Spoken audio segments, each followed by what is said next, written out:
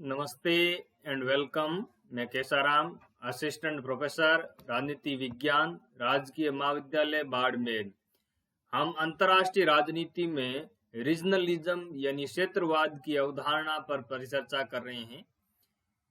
हमने पहले व्याख्यान के अंतर्गत क्षेत्रवाद अंतर्राष्ट्रीय राजनीति में क्या है, क्षेत्र का मतलब क्या है और अंतर्राष्ट्रीय राजनीति में क्षेत्रवाद के कौन कौन से प्रकार है, इनके ऊपर चर्चा की थी।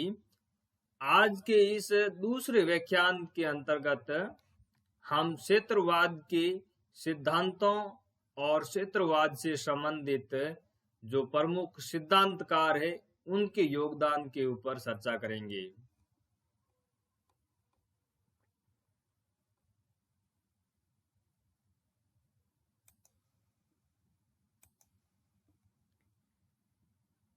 क्षेत्रवाद के मुख्य सिद्धांत, major theories of regionalism in international relation. अगर हम अंतर्राष्ट्रीय राजनीति में क्षेत्रवाद के मुख्य सिद्धांतों की बात करें तो तीन प्रकार के सिद्धांत देखने को मिलते हैं। पहला संघवाद, फेडरलिज्म, दूसरा प्रकार्यवाद, फंक्शनलिज्म और तीसरा नव प्रकार्यवाद, न्यू फंक्शनलिज्म। ये जो तीनों ही सिद्धांत है, संघवाद, प्रकार्यवाद और नव प्रकार्यवाद, ये सिद्धांत ये बताने की कोशिश करते हैं कि किस तरीके से संप्रभु राज्यों के मध्य इंटीग्रेशन को बढ़ावा दिया जा सकता है, रीजनल इंटीग्रेशन को बढ़ावा दिया जा सकता है, यानी क्षेत्रीय एकीकरण तक किस तरीके से पहुंचा जा सकता है ताकि अंतर्राष्ट्रीय राजनीति में शांति एवं सुरक्षा को प्राप्त किया जा सके और अंतर्राष्ट्रीय व्यवस्था को समृद्धि की ओर ले जाया जा सके। तो इंटरनेशनल रिलेशंस के अंतर्गत रीजनल इंटीग्रेशन को लेकर के या रीजनलिज्म को लेकर के ये तीन प्रकार के सिद्धांत है वो प्रचलित है। पहला सिद्धांत संघवाद, फेडरलिज्म। यह सिद्धांत रीजनल इंटीग्रेशन या ग्लोबल इंटीग्रेशन को लेकर के सबसे प्राचीन सिद्धांत है या सबसे पहला सिद्धांत है। अगर हम घरेलू राजनीति के अंतर्गत फेडरलिज्म को देखें तो घरेलू राजनीति के अंतर्गत फेडरलिज्म के अंतर्गत क्या किया जाता है, घरेलू राजनीति में जब संघवाद की स्थापना की जाती है तब एक केंद्र की स्थापना कर दी जाती है और दूसरी इकाइयों की स्थापना कर दी जाती है। ये इकाइयां जो है ये अलग अलग होती है, यानी कई तरह की इकाइयां हैं वो एक संप्रभु राज्य के अंतर्गत देखने को मिलती है, लेकिन वहां पर एक केंद्रीय सत्ता की स्थापना भी कर दी जाती है। संविधान के अंतर्गत ये निर्धारित कर दिया जाता है कि कौन सी शक्तियों का इस्तेमाल है वो केंद्रीय सरकार के द्वारा किया जाएगा या फेडरल गवर्नमेंट के द्वारा किया जाएगा और कौन सी शक्तियों का इस्तेमाल है वो इकाइयों की सरकारों के द्वारा किया जाएगा। तो ये जो फेडरलिज्म स्थापित किया जाता है घरेलू राजनीति के अंतर्गत, इसका एक जो मकसद होता है वो ये होता है कि जो केंद्रीय सत्ता है और जो परिधि की इकाइयां हैं उनके बीच में किसी प्रकार का कोई संघर्ष या तनाव नहीं हो। तो इस तरह के संघर्ष और तनाव को समाप्त करने के लिए और केंद्र और परिधि की जो इकाइयां हैं उसमें सामंजस्य स्थापित करने के लिए फेडरलिज्म की स्थापना की जाती है घरेलू राजनीति के अंतर्गत। हम देख सकते हैं कि अमेरिका में फेडरलिज्म है, कनाडा में फेडरलिज्म है, भारत के अंतर्गत ही फेडरलिज्म की स्थापना है वो की गई है। तो इस तरह का जो फेडरल सिस्टम है वो डोमेस्टिक पॉलिटिक्स के अंतर्गत देखने को मिलता है। अब अंतर्राष्ट्रीय राजनीति में रीजनलिज्म के बारे में फेडरलिज्म की जो कॉन्सेप्ट है वो क्या कहती है। अंतर्राष्ट्रीय राजनीति में भी जो ये फेडरलिज्म की अवधारणा है वो ये कहती है कि इस तरह का अगर संघ या फेडरेशन अंतर्राष्ट्रीय स्तर पर भी अगर स्थापित किया जाए, ग्लोबल लेवल पर भी स्थापित किया जाए, तो राज्यों के मध्य जो संघर्ष और विवाद है उनका समाधान किया जा सकता है। राज्यों के मध्य जो स्ट्रगल और जो वॉर है वो जो देखने को मिलता है उसको काफी हद तक रोका जा सकता है, युद्ध की समस्या से निपटा जा सकता है। तो अंतर्राष्ट्रीय राजनीति में यह जो फेडरलिज्म का कॉन्सेप्ट है ये डोमेस्टिक जो फेडरलिज्म है उससे प्रेरित है और यह कहता है कि अंतर्राष्ट्रीय स्तर पर भी अंतर्राष्ट्रीय संघों की स्थापना की जानी चाहिए, इंटरनेशनल फेडरेशन की स्थापना की जानी चाहिए, या अंतर्राष्ट्रीय राजनीति में अलग अलग क्षेत्रों में राज्यों के मध्य इस तरह की फेडरेशन स्थापित करके उन राज्यों के मध्य जिस तरह की कलह और संघर्ष देखने को मिलता है या विवाद देखने को मिलता है उसका समाधान किया जा सकता है। तो ये जो फेडरलिज्म की अवधारणा है अंतर्राष्ट्रीय राजनीति में, यह पुल्ड सॉवरेनिटी पर आधारित है, साझा संप्रभुता पर आधारित है। पुल्ड सॉवरेनिटी या साझा संप्रभुता का मतलब ये होता है कि जो इकाइयां होती है, अब अंतर्राष्ट्रीय संबंधों में प्रमुख इकाइयां क्या है? अंतर्राष्ट्रीय संबंधों में प्रमुख जो इकाइयां है वो राष्ट्र राज्य है। तो पुल्ड सॉवरेनिटी ये कहती है कि ये जो इकाइयां हैं इन इकाइयों को अपनी जो संप्रभुता है वो संप्रभुता एक ऐसी फेडरल बॉडी या सेंट्रल बॉडी के समर्पित कर देनी चाहिए। यानी जो सॉवरेनिटी है नेशनल स्टेट के पास में, उस सॉवरेनिटी को कहाँ स्थानांतरित करने की आवश्यकता है? एक सेंट्रल बॉडी के अंतर्गत, फेडरल बॉडी के अंतर्गत स्थानांतरित करने की आवश्यकता है। जब इस तरह की संप्रभुता फेडरल बॉडी या सेंट्रल बॉडी के अंतर्गत स्थानांतरित कर दी जाएगी तब निर्णय किसके द्वारा लिए जाएंगे? इस फेडरल या सेंट्रल बॉडी के द्वारा निर्णय लिए जाएंगे। तब क्या होगा? तब ये होगा कि ये जो फेडरल बॉडी या सेंट्रल बॉडी जो डिसीजन लेगी तो ये इस तरह के डिसीजन लेगी जिससे क्या होगा? जिससे ये होगा कि जो नेशन स्टेट है उनके बीच में जिस तरह के होने वाले विवाद और संघर्ष है उन संघर्षों से निपटा जा सकता है। तो इस तरीके से ये पुल्ड सॉवरेनिटी का कॉन्सेप्ट ये कहता है कि राज्यों को अपनी संप्रभुता एक फेडरल बॉडी के अंतर्गत स्थानांतरित कर देनी चाहिए, राष्ट्र राज्यों को अपनी संप्रभुता सेंट्रल बॉडी को समर्पित कर देनी चाहिए। यानी सर्वोच्च कौन होगा निर्णय लेने के अंतर्गत? राष्ट्र राज्य न होकर के इस तरह का फेडरल बॉडी या सेंट्रल बॉडी है वो सर्वोच्च होगी। तो ये जो कॉन्सेप्ट है ये पुल्ड सॉवरेनिटी का कॉन्सेप्ट है और इस प्रकार से ये अंतर्राष्ट्रीय राजनीति में शांति प्राप्त की जा सकती है। तो फेडरलिज्म का कॉन्सेप्ट क्या कहता है? फेडरलिज्म का कॉन्सेप्ट ये कहता है कि पुल्ड सॉवरेनिटी के माध्यम से अंतर्राष्ट्रीय राजनीति में एक फेडरल बॉडी की स्थापना करके, सेंट्रल बॉडी की स्थापना करके अंतर्राष्ट्रीय राजनीति में शांति प्राप्त की जा सकती है। अगर आप देखें अमेरिका का अगर हम उदाहरण ले फेडरलिज्म के अंतर्गत, तो प्रारंभ में अमेरिका 13 स्वतंत्र राज्यों के अंतर्गत विभाजित था और इन 13 स्वतंत्र राज्यों ने मिलकर के क्या किया?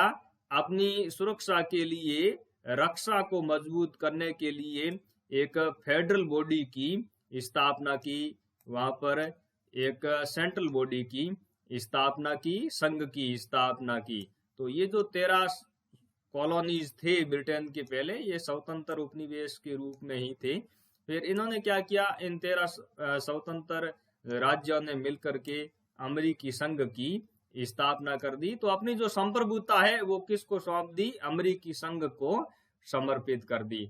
तो ये मॉडल अगर अंतर्राष्ट्रीय संबंधों में लागू किया जाए तो अंतर्राष्ट्रीय क्षेत्र में ग्लोबल इंटीग्रेशन प्राप्त किया जा सकता है। पहले रीजनल इंटीग्रेशन प्राप्त किया जाएगा और फिर अगर ग्लोबल इंटीग्रेशन प्राप्त होगा तो इससे क्या होगा? अंतर्राष्ट्रीय राजनीति में युद्ध की समस्या से और संघर्षों की जो समस्या है उससे निपटा जा सकता है। तो ये अंतर्राष्ट्रीय राजनीति में रीजनल इंटीग्रेशन को लेकर के या ग्लोबल इंटीग्रेशन को लेकर के सबसे प्राचीन सिद्धांत है। दूसरा जो रीजनल इंटीग्रेशन या रीजनलिज्म का सिद्धांत है वो है फंक्शनलिज्म, प्रकार्यवाद। फंक्शनलिज्म या प्रकार्यवाद जो सिद्धांत है, इसका जो प्रमुख प्रतिपादक है वो है डेविड मिट्रेनी।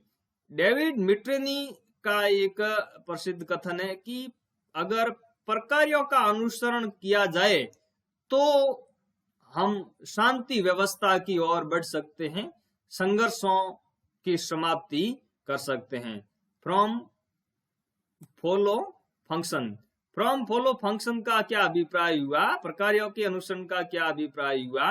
प्रकार्यों के अनुसरण का डेविड मिट्रेनी ये मतलब बताता है कि हमें इस तरह के संगठन स्थापित करने चाहिए जो कि इकाइयों के मध्य पारस्परिक निर्भरता को बढ़ावा दे, जो कि अंतर्राष्ट्रीय राजनीति में संघर्ष का समाधान कर सके। तो डेविड मिट्रेनी ये कहता है कि इस तरह की अगर हम ऑर्गेनाइजेशन बनाएंगे, संगठन बनाएंगे, तो क्या होगा, अंतर्राष्ट्रीय राजनीति में सहयोग प्राप्त किया जा सकता है। तो ये किस तरह के संगठनों की बात करता है, ये आर्थिक सहयोग को बढ़ावा देने को लेकर के इकोनॉमिक जो ऑर्गेनाइजेशन है उनकी स्थापना की बात करता है, टेक्निकल ऑर्गेनाइजेशन की स्थापना की बात करता है। डेविड मिट्रेनी राष्ट्र राज्यों के बीच में राजनीतिक स्तर पर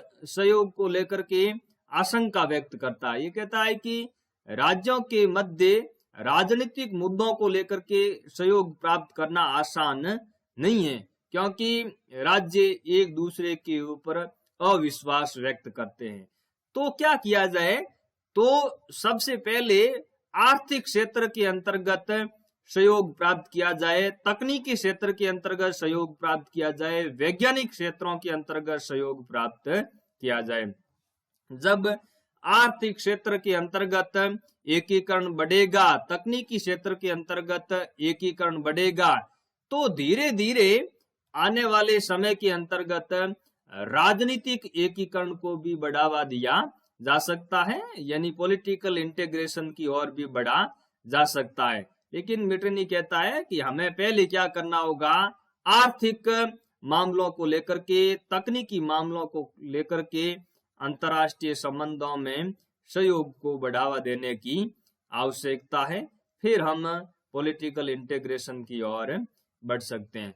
तो इस तरीके से ये जो डेविड मिट्रेनी का फंक्शनलिज्म का जो सिद्धांत है, यह नीति निर्माण के विशिष्ट क्षेत्र कौन से हुए, आर्थिक क्षेत्र, तकनीकी क्षेत्र और वैज्ञानिक क्षेत्र। ये क्षेत्र राजनीतिक एकीकरण की बात ये शुरुआत में नहीं करता। तो इस तरह के विशिष्ट क्षेत्रों के भीतर एकीकरण की दिशा में अगर आगे बढ़ा जाए तो हम अंतर्राष्ट्रीय संबंधों में संघर्ष को समाप्त कर सकते हैं, शांति को प्राप्त कर सकते हैं, समृद्धि की ओर बढ़ सकते हैं। तो ये जो प्रकार्यवादी सिद्धांत है डेविड मिट्रेनी का, ये आर्थिक एकीकरण और राजनीतिक एकीकरण, इन दोनों को अलग अलग करते हुए शुरुआत में आर्थिक एकीकरण के ऊपर बल देता है। अब ये जो प्रकार्यवादी सिद्धांत है, इसका ही जो अगला संशोधित रूप आता है, जो कि रीजनलिज्म या रीजनल इंटीग्रेशन से जुड़ा हुआ तीसरा सिद्धांत है, न्यू फंक्शनलिज्म, नव प्रकार्यवाद। ये नव प्रकार्यवाद क्या करता है, नव प्रकार्यवाद ये जो फंक्शनलिज्म थ्योरी है, इस फंक्शनलिज्म थ्योरी की जो मूल मान्यताएं हैं, एकीकरण से संबंधित, पारस्परिकता से संबंधित, उनको तो ये स्वीकार करता है, लेकिन प्रकार्यवाद की कुछ कमियों की ओर भी ये सिद्धांतकारों का ध्यान आकर्षित करता है। ये नव प्रकार्यवाद ये कहता है कि हम आर्थिक एकीकरण के मुद्दों को और राजनीतिक एकीकरण के जो मुद्दे हैं, इन दोनों को एकदम से विभाजित नहीं कर सकते, अलग अलग नहीं कर सकते। हम ये नहीं कह सकते कि पहले आर्थिक एकीकरण में ही बढ़ा जाए, फिर राजनीतिक एकीकरण की ओर भी बढ़ा जा सकता है।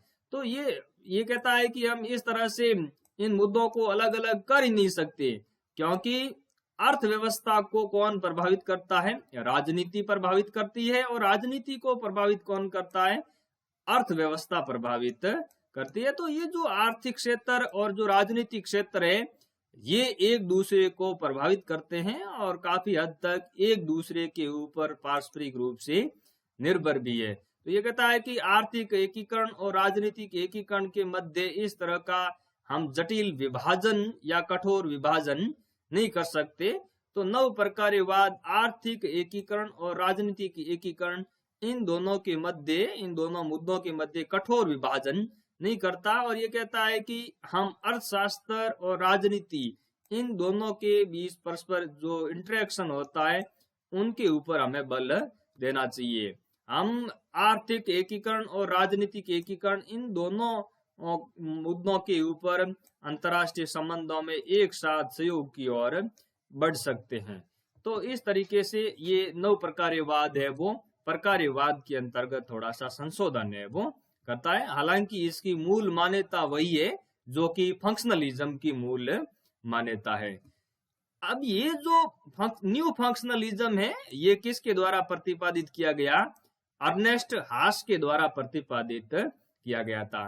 तो अर्नेस्ट हास को न्यू फंक्शनलिज्म के पिता के रूप में भी जाना जाता है। इस न्यू फंक्शनलिज्म से जुड़ी हुई एक बहुत ही महत्वपूर्ण अवधारणा है स्पिल ओवर की अवधारणा। स्पिल ओवर की अवधारणा क्या कहती है? स्पिल ओवर की अवधारणा ये कहती है कि अगर एक क्षेत्र के अंतर्गत एकीकरण बढ़ेगा तो वो दूसरे क्षेत्र के अंतर्गत भी एकीकरण को बढ़ावा देगा। यानी एक क्षेत्र के अंतर्गत, एक रीजन के अंतर्गत जो एकीकरण बढ़ेगा वो दबाव पैदा करेगा दूसरे क्षेत्रों के अंतर्गत भी, दूसरे रीजन के अंतर्गत ही।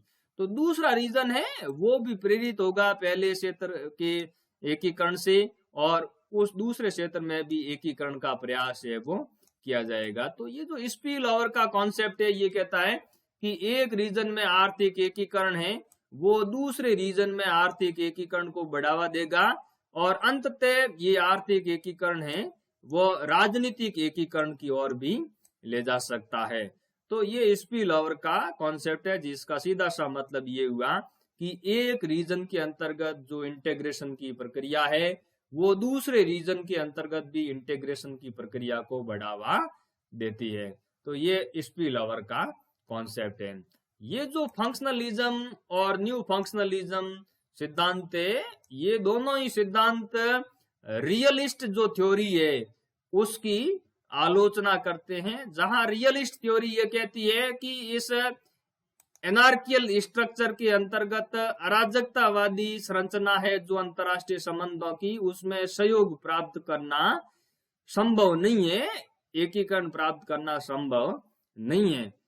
लेकिन प्रकारवाद और नव प्रकारवाद ये कहता है कि हम रीजनल ऑर्गेनाइजेशन के माध्यम से, इंटीग्रेशन की प्रक्रिया के माध्यम से ग्लोबल लेवल पर सहयोग को प्राप्त कर सकते हैं और शांति व्यवस्था दुनिया के अंतर्गत स्थापित की जा सकती है।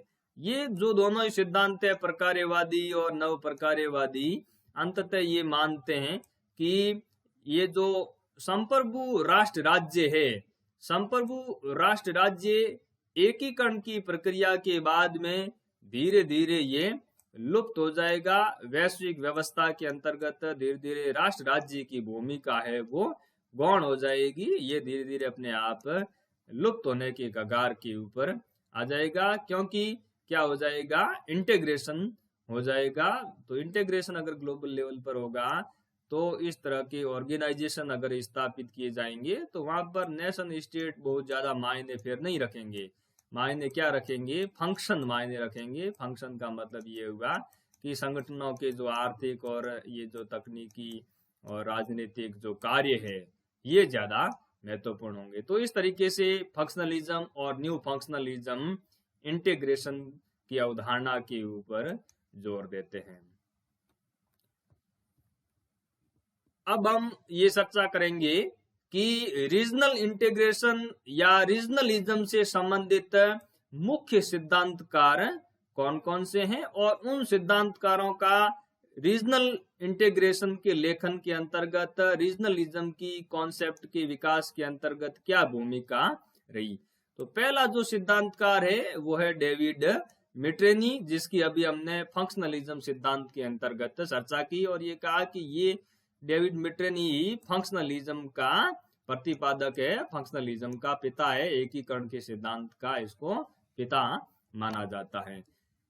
इसकी जो मुख्य पुस्तकें हैं वो है ए वर्किंग पीस सिस्टम और दूसरी the functionalist theory of politics, राजनीति का प्रकार्यवादी सिद्धांत। तो ये वर्किंग पीस सिस्टम और फंक्शनलिस्ट थ्योरी ऑफ पॉलिटिक्स ये डेविड मिट्रेनी की महत्वपूर्ण पुस्तकें हैं, जिसमें उसने फंक्शनलिज्म या इंटीग्रेशन की थ्योरी का विकास किया।